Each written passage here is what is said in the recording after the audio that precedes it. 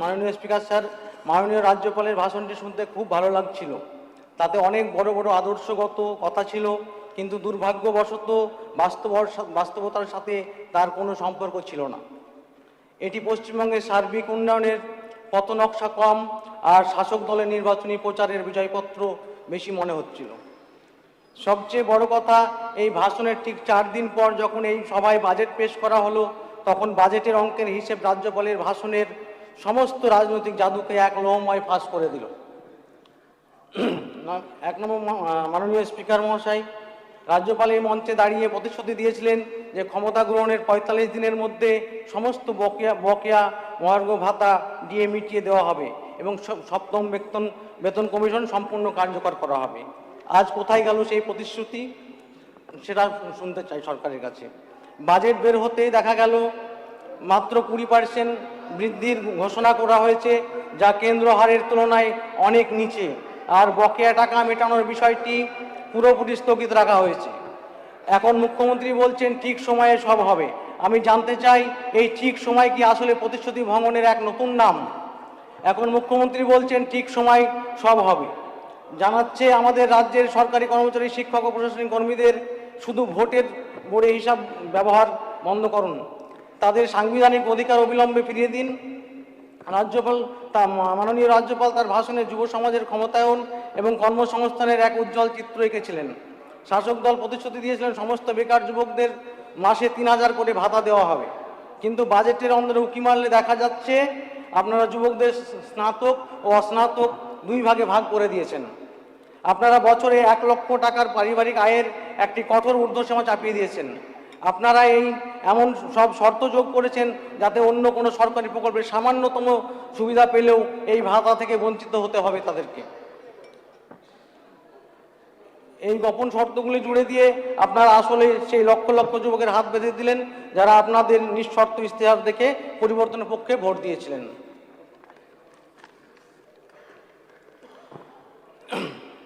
মাননীয় speaker sir, আমি মুর্শিদাবাদের ভারত বাংলাদেশ সীমান্ত রায়নগর বিধানসভার প্রতিনিধিত্ব করি।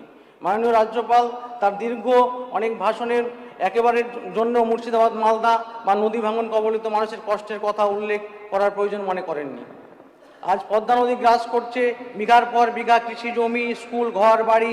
রায়নগর, শামশেরগঞ্জ, লালগোলার মানুষ আজ নিজেদের রাজ্যে জলবায়ু উদ্বাস্তু কেরল বা দুবাই শ্রমিক কাজ করে জমানো টাকায় তৈরি করা পাকা বাড়ি ঘর চোখের পলকে পদ্মার বুকে তলিয়ে যাচ্ছেন।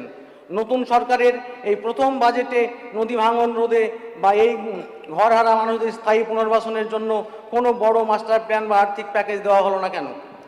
আপনারা সিঙ্গুরে ইন্ডাস্ট্রিয়াল পার্ক বানাচ্ছেন, ভালো কথা, কিন্তু রায়নগর ভাঙন রুখতে বালির বস্তা আর বাঁশের খাঁচা ছাড়া এই বাজেটে আর কিছুই বরাদ্দ করলেন না।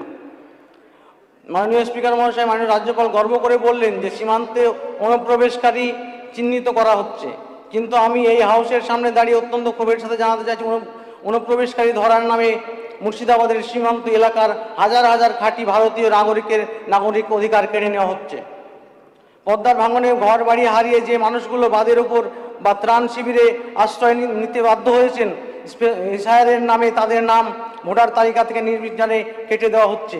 যারা নদী ভাঙনের শিকার, তারা রাতারাতি আপনাদের খাতায় নিখোঁজ বা সন্দেহভাজন হয়ে গেল।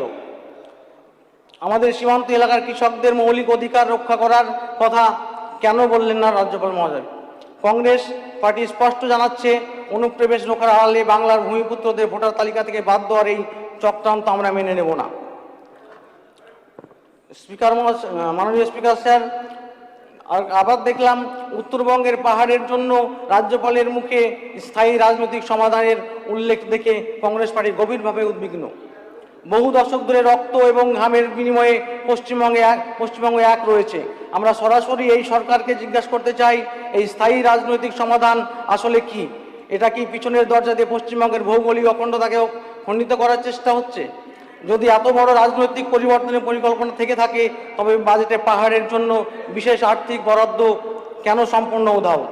কংগ্রেস এই সরকারের সতর্ক করছে, দার্জিলিং ও কালিম্পংয়ের আর শান্তি নিয়ে কোনো সস্তা বা সুবিধাজনক রাজনীতি করবেন না। মাননীয় স্পিকার স্যার, কংগ্রেস দল সবসময় গঠনমূলক বিরোধিতায় বিশ্বাসী। আমরা জনকল্যাণমূলক প্রকল্পের বিরোধী নই, আমরা অন্নপূর্ণা যোজনার বিরোধী নই, কিন্তু সম্পদ সৃষ্টি না করে কেবল নগদ টাকা বিলানো দেউলিয়া হওয়ার একটা অন্যতম লক্ষণ দেখা দেবে। রাজ্যপালের ভাষণ একটি সোনালী যুগের স্বপ্ন দেখিয়েছিল, কিন্তু বাজেট প্রমাণ করলো যে এই সরকার কেবল কেন্দ্রের আটকে থাকা টাকা এবং বিপুল পরিমাণ বাজারে ঋণের উপর ভর করে কোনো মতে মাস গুজরানোর চেষ্টা করছে। আপনারা কর্মচারীদের ঠকালেন, যুবকদের শর্তের বেড়া তুলে আটকালেন, সীমান্ত এলাকার নদী ভাঙন কবলিত মানুষদের। আপনার সময় শেষ হয়ে যাচ্ছে। ঋণের বোঝা আকাশ ছোঁয়া।